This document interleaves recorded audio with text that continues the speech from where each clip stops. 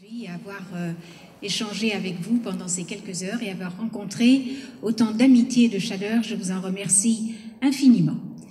Je vais vous parler d'un sujet qui est très fréquent, la goutte, qui est une maladie ancienne. On l'appelait la maladie des rois. Mais je ne vais pas parler de l'historique, on va concentrer notre temps sur la pratique et je vais essayer de voir avec vous la situation actuelle. Et puis, nous allons parler également de l'actualisation des recommandations thérapeutiques. Avant de commencer, je voudrais vous montrer mes conflits d'intérêts. Je n'en ai pas de particulier. Et je voudrais vous rappeler que la goutte est l'arthrite la plus fréquente chez l'homme. Et avant de commencer, je voudrais vous poser une question. Est-ce que pour vous, la goutte est une maladie dont la fréquence est stable depuis 20 ans? Est-ce qu'elle est bénigne liée aux excès? Est-ce qu'elle est grave mais curable, ou est-ce qu'elle est aussi fréquente chez l'homme que chez la femme? 1, 2, 3, 4. Le 1 pour certains. Eh bien, écoutez, on va quand même continuer. Eh bien, vous voyez, ce n'est pas du tout le 1, puisqu'on sait aujourd'hui que la goutte est une maladie grave, mais qu'elle est curable.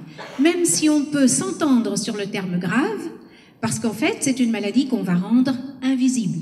Mais la maladie est grave. Attention à l'insuffisance rénale, c'est le premier message que je voudrais vous passer. Mais aujourd'hui, c'est une maladie qu'on peut parfaitement traiter. Alors, deuxième élément important, la goutte est en très forte progression de fréquence.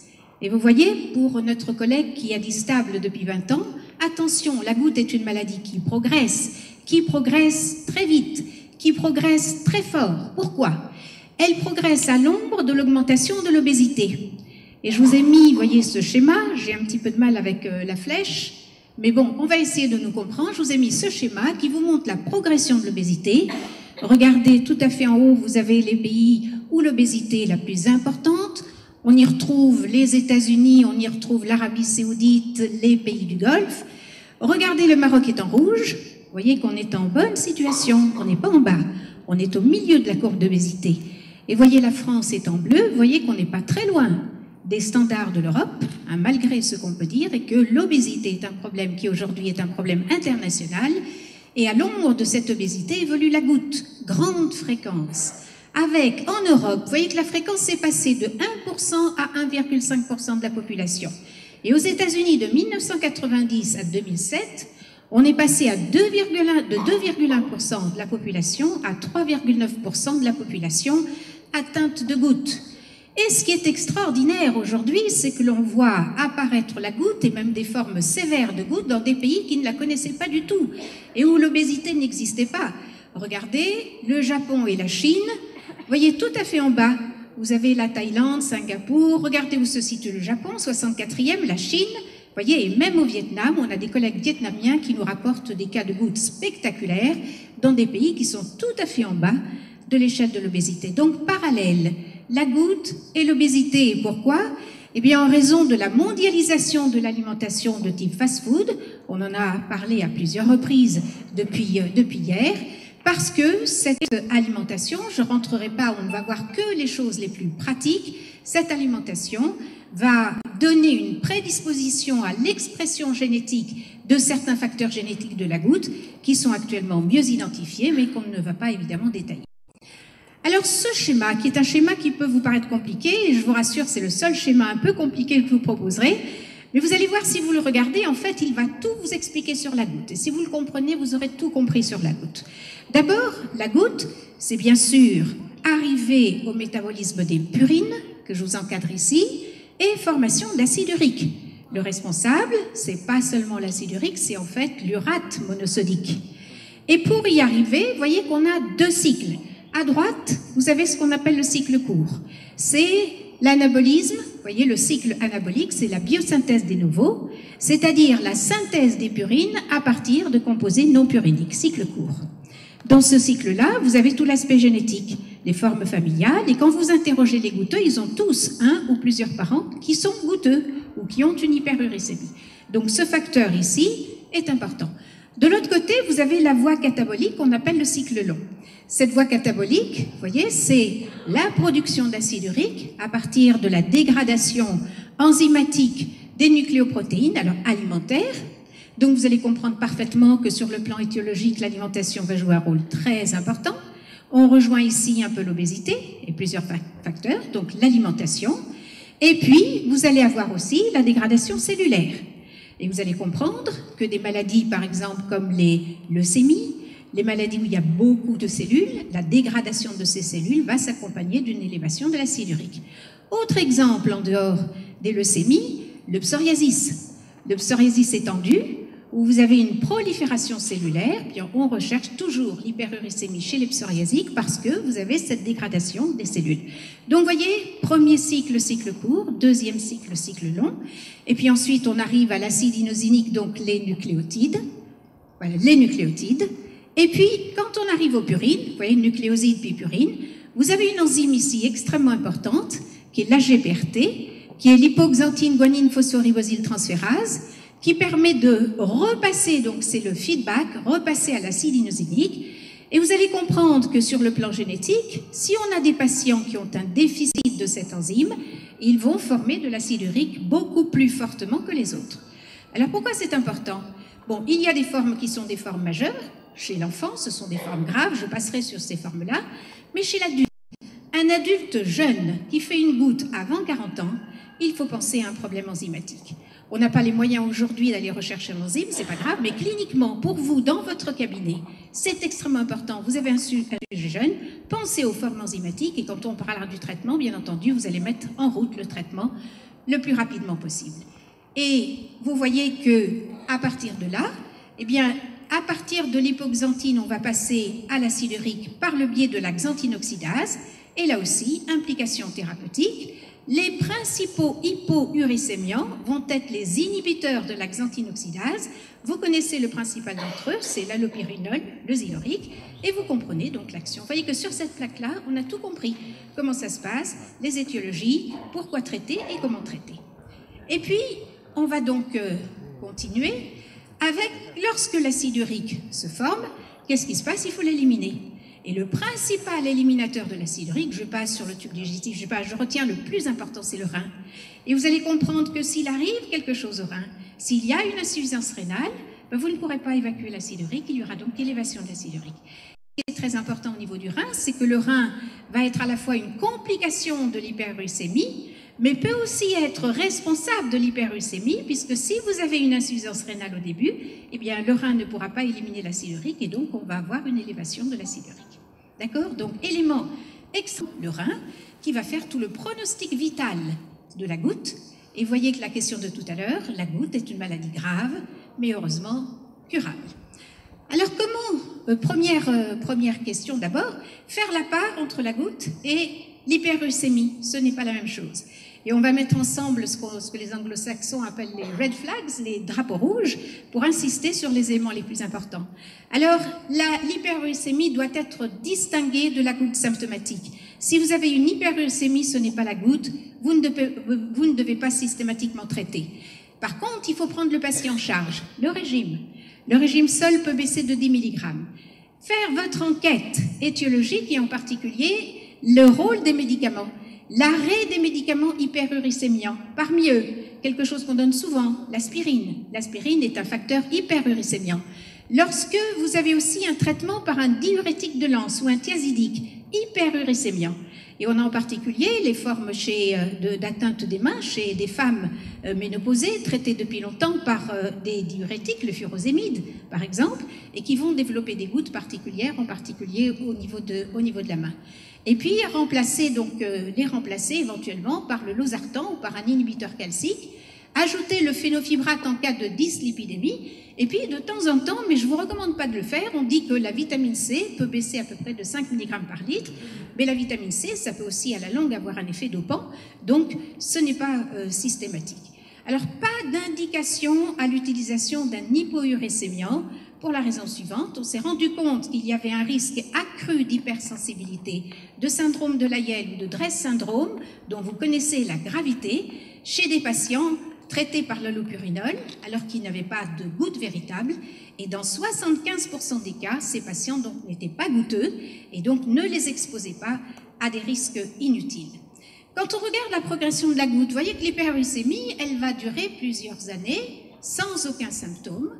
Vous allez ensuite avoir la première attaque, puis les crises vont devenir plus longues et plus sévères, avec un intervalle entre les deux crises qui se raccourcit, avant de passer à la goutte avancée, où on va voir une intrication des crises et où ce sera les formes donc les plus sévères de la goutte. Et la goutte, vous le savez, c'est la conséquence à long terme d'une hyperuricémie chronique avec deux types de manifestations, des accès aigus, chez des hommes habituellement entre 45 à 60 ans, le plus souvent, volontiers bons mangeurs, bons buveurs, vous savez comment on décrit la forme classique de la goutte, ce n'est pas toujours le cas, mais c'est souvent ça. Et donc, accès aigu, puis manifestation chronique avec l'étophie.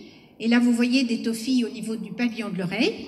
J'ai un peu de mal avec la flèche, mais vous allez, voilà, peut-être ici, vous allez reconnaître, bien sûr, au niveau du pavillon de l'oreille. Vous voyez ici, au niveau du coude. Et puis, dans les formes beaucoup plus tardives, vous voyez l'atteinte des mains, hein, qui n'a rien à voir avec la polyarthrite rhumatoïde. C'est une atteinte tout à fait particulière, non symétrique, et vous voyez les tophies qu'on reconnaît au niveau des articulations. Et bien entendu, le troisième élément de l'atteinte chronique, c'est l'atteinte rénale qui fait tout le pronostic vital de la maladie. Alors pour l'accès aigu de goutte, comment le comprendre? L'accès aigu de goutte, c'est finalement l'histoire de l'évier qui déborde. L'évier qui déborde, pourquoi et comment? On va imaginer qu'on a ici un évier. L'évier, c'est le pool miscible de l'acide urique. Et ce pool miscible de l'acide urique, c'est l'acide urique qui vient du muscle, mais qui vient aussi de l'alimentation. La viande, on y reviendra tout à l'heure, les diurétiques, et on sait aujourd'hui le rôle des boissons sucrées, notamment le fructose, on va y revenir dans un instant, qui est un pourvoyeur important d'acide urique. L'acide urique au niveau de l'évier, tant que l'évier fonctionne bien, il n'y a pas de problème. Mais si l'évier vient à ne plus fonctionner, c'est-à-dire en fait ici, ce conduit, c'est les reins, pour toutes les raisons que l'on voit là, et vous voyez ici l'importance de l'histoire familiale, l'importance des diurétiques et bien sûr de l'insuffisance rénale. Qu'est-ce qui va se passer? Bien, l'évier va déborder, inondation, et cette inondation, c'est l'attaque aiguë de goutte. Donc c'est finalement assez simple à comprendre sur un plan mécaniste. Alors on va essayer de mettre ça en application à propos d'un cas clinique.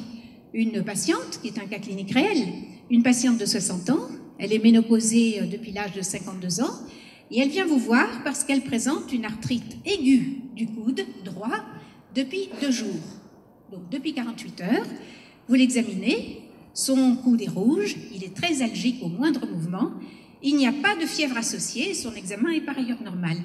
Quel diagnostic allez-vous évoquer en priorité? Pardon? Arthrite septique, j'ai entendu. La goutte. En tout cas, sûrement pas la goutte. Votre première réaction, c'est pas parce qu'on parle de la goutte qu'il faut l'évoquer tout de suite. Première réaction, bien entendu, c'est l'urgence du diagnostic, c'est l'arthrite septique. Vous allez tout mettre en œuvre pour éliminer l'arthrite septique. Puis une fois que vous l'avez fait, vous l'avez recherché, est-ce qu'il n'y a pas eu d'infiltration peut-être insuffisamment correctement faite? Est-ce qu'il n'y a pas d'autres facteurs? Est-ce qu'il n'y a pas d'abcès? Est-ce qu'il n'y a pas... Mais vous allez rester sur le doute. Et le deuxième diagnostic que vous allez évoquer, c'est bien entendu l'arthrite métabolique, donc la goutte.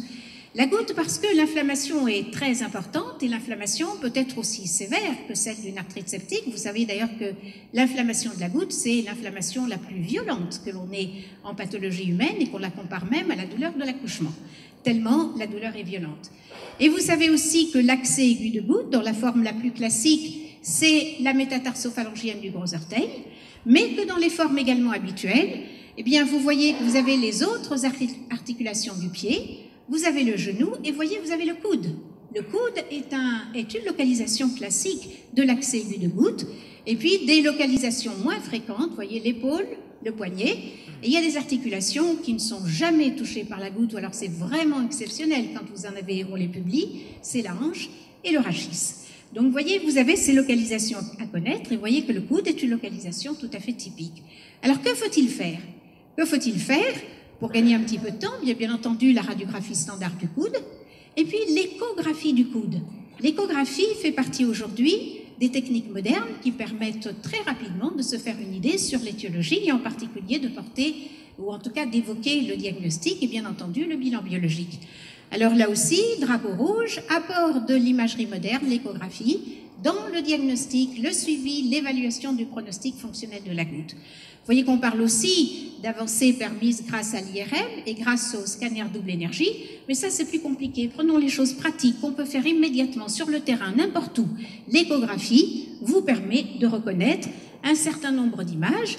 Voilà, ici c'est toujours la même patiente. Vous voyez l'échographie faite immédiatement et qui montre l'importance du tophi, puis un aspect qu'on appelle en tempête de neige au niveau de la goutte. Et quand on fait le Doppler, vous voyez l'inflammation qui vous permet déjà de dire que vous allez pouvoir, sur ces données-là, ponctionner de manière aseptique strictement entre lame et lamelle. Vous voyez ça, c'est fait à l'hôpital directement sur un microscope tout à fait ordinaire entre lame et lamelle. Et vous allez mettre en évidence les cristaux d'acide urique. Vous voyez qu'il y en a beaucoup, beaucoup, beaucoup. Ce sont des microcristaux à bout pointu. Et aujourd'hui, le gold standard du diagnostic de la goutte, c'est la recherche donc des cristaux d'urate monosodique, et c'est la mise en évidence de ces cristaux qui vous permettent, lorsque vous mettez en évidence le microcristal d'acide urique, le diagnostic de goutte est absolument certain.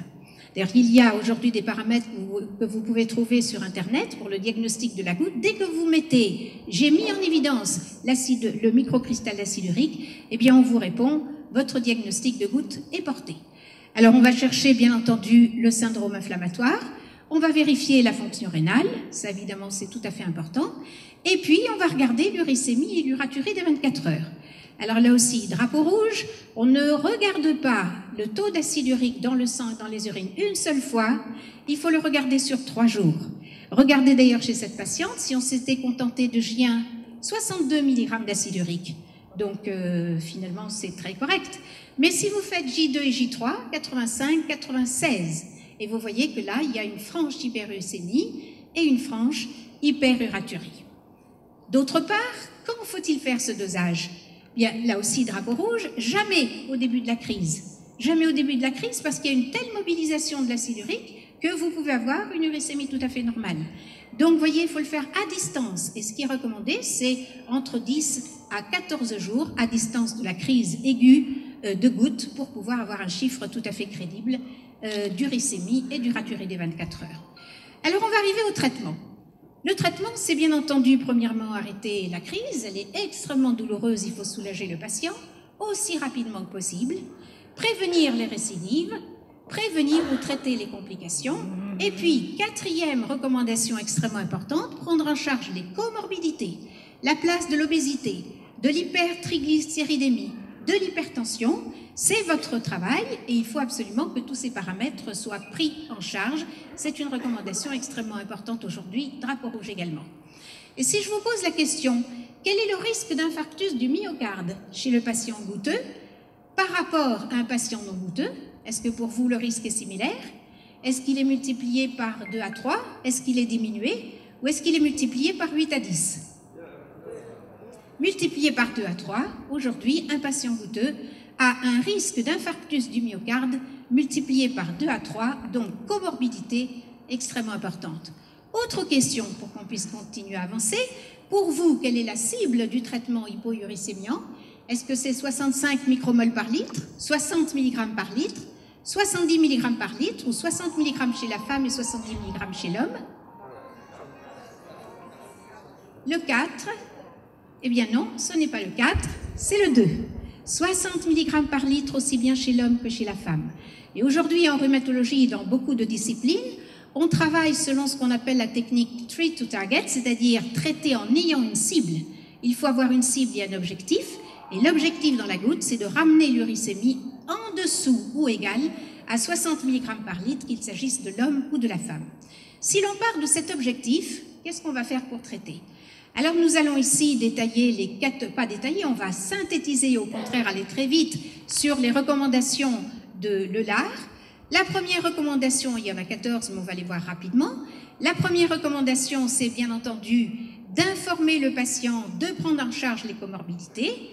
Les conseils sur l'hygiène de vie, on en a beaucoup parlé, on va les voir. La prise en charge, bien entendu, de l'obésité. Regardez, un patient du service, et vous voyez que plus l'IMC augmente, plus le risque de goutte devient important. Et on connaît bien entendu la relation entre obésité, hyperuricémie, goutte et toutes ces comorbidités qu'il est extrêmement important de prendre en charge. Je vous parlais de l'importance des sodas. Les sodas, on sait aujourd'hui que le métabolisme du fructose va nécessiter la transformation de l'ATP en ADP et cette transformation va être à l'origine d'une synthèse hépatique augmentée d'acide urique et c'est le biais par lequel les sodas vont augmenter la production d'acide urique. Et voyez que si l'on compare des sodas sucrés à des sodas non sucrés, même si ici il y a des discussions à ce sujet, eh bien le risque d'augmentation de l'hyperuricémie est extrêmement important. Et puis il faut bien entendu mettre en lumière les facteurs de risque de goutte modifiables, c'est-à-dire travailler sur l'alimentation et regarder tous les facteurs qui sont pourvoyeurs d'augmentation d'acide urique. La viande, vous voyez ici qu'on dépasse le seuil de sécurité, les fruits de mer et les poissons, et quelques végétaux riches en purine. Vous avez ici la liste de ces végétaux. Par contre, les produits laitiers ne comportent pas de risque d'hyperuricémie, donc il faut conseiller le patient, bien entendu, sur le régime, et ça, vous êtes tout à fait au courant de ces éléments.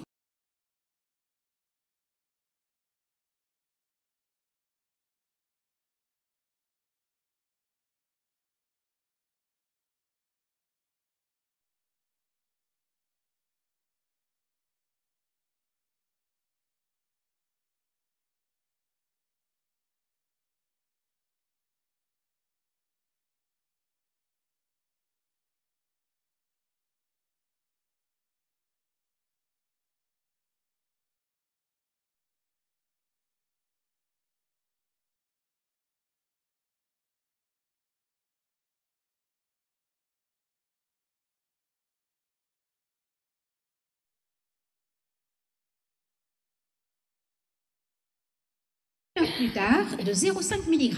C'est tout. Et on sait aujourd'hui que la colchicine est un médicament très toxique. On n'attend plus 1 mg, puis 8 heures après la deuxième prise, puis 8 heures après. Donc 1 mg plus 0,5 mg, et ensuite 0,5 mg les jours suivants. En général, à 0,5 mg, la réponse est bonne. N'oubliez pas la toxicité de la colchicine. Attention à l'insuffisance rénale ou hépatique. Attention aux médicaments, vous voyez, qui passent, dont le métabolisme passe par le cytochrome P 3 à 4. Il faut vérifier certains antibiotiques, par exemple, et vous voyez que c'est extrêmement important. Dans le cas où la colchicine est difficile à utiliser, les anti-inflammatoires non stéroïdiens, éventuellement associés à une IPP. Attention aussi, drapeau rouge, à la corticothérapie. Pas de place à la corticothérapie dans le traitement de l'accès aigu de goutte. Attention à la dépendance, attention aux effets secondaires. Et pour avoir un effet sur la crise aiguë de goutte, il faut utiliser au moins 30 à 35 mg par jour de prednisone, ce qui est beaucoup, voyez, et ce qui est l'équivalent d'un gramme de naproxène. Donc autant utiliser un gramme de naproxène plutôt que 35 mg de corticoïdes. La seule indication au recours à la corticothérapie, c'est l'insuffisance rénale ou les sujets âgés qui auraient des facteurs gastriques, par exemple, ou qui toléreraient mal les anti-inflammatoires ou des comorbidités cardiovasculaires. Donc c'est extrêmement important à ce niveau-là. Et puis dans certains cas, mais j'irai très vite ici, il y a de nouveaux médicaments qui se développent, ce sont les inhibiteurs de l'interleukine bêta. Ça, c'est plutôt le recours du spécialiste, puisqu'aujourd'hui, on développe ce qu'on appelle l'inflammasome, et dans les cas où cela peut être compliqué, on peut avoir recours à ces médicaments. Là aussi, drapeau rouge, le traitement prophylactique des crises, voyez, doit être maintenu pendant les 6 premiers mois. Et ce qui est extrêmement important, je vais enchaîner avec le traitement hyporicémiant, c'est qu'on voit souvent en consultation des patients qui ont été mis sous inhibiteurs de l'axanthine oxydase, sous Iloric, sans couverture par la colchicine. Alors qu'en fait, il faut donner la colchicine pendant 8 à 10 jours et ne démarrer le Ziloric qu'après 8 à 10 jours. Pourquoi? Parce que quand vous donnez le traitement hypouricémiant, vous mobilisez l'acide urique. Et en mobilisant l'acide urique, il y a un risque de dépôt de l'acide urique dans les articulations, dans le rein, avec des douleurs et des crises aiguës. Et il est très important que pendant les 6 premiers mois, le traitement hypouricémiant soit donné sous couverture de la colchicine. Et c'est très important. Or, je vois encore beaucoup de gens qui sont traités par allopurinol alors qu'ils ne sont pas sous couverture de colchicine. Et ça, c'est extrêmement important. Alors, dans comment traiter, eh bien, quand on a des crises récidivantes ou dès la première crise chez des sujets jeunes. On parlait tout à l'heure des sujets jeunes. Si vous avez un patient jeune, vous démarrez tout de suite. Si vous avez un sujet plus âgé, eh bien, quand les crises se répètent, à ce moment-là, vous commencez le traitement. Sous traitement hypouricémien, attention, sous couverture de la colchicine d'anti-inflammatoire non stéroïdien, et puis bien entendu, adapté toujours aux comorbidités, en particulier l'insuffisance rénale. Et je vous ai montré sur le tableau tout à l'heure l'utilisation éventuellement aujourd'hui d'un nouveau médicament qui est la pégloticase, mais qui est réservé là aussi à des cas très particuliers. Voilà, on a fait un petit peu le tour de ce que l'on peut dire de la goutte aujourd'hui. Et pour conclure, je voudrais simplement vous dire, on a essayé de résumer et de simplifier, mais il y a donc un changement de concept en ce qui concerne la goutte. D'abord l'augmentation de sa fréquence, l'obésité, le fructose, différencier hyperglycémie et goutte, attention aux comorbidités qu'il est extrêmement important d'évaluer, l'apport de l'imagerie moderne, notamment la place de l'échographie, la cible thérapeutique en dessous ou égale à 60 mg par litre, qu'il s'agisse de l'homme ou de la femme, colchicine, mais attention à la toxicité de la colchicine, révision des doses, la place des inhibiteurs de l'interleukine bêta quand c'est compliqué, et bien entendu l'actualisation des recommandations du traitement avec deux éléments fondamentaux qu'il ne faut jamais oublier, et c'est votre rôle de façon majeure en plus de la prise en charge, l'éducation et le traitement précoce. Je vous remercie pour votre attention.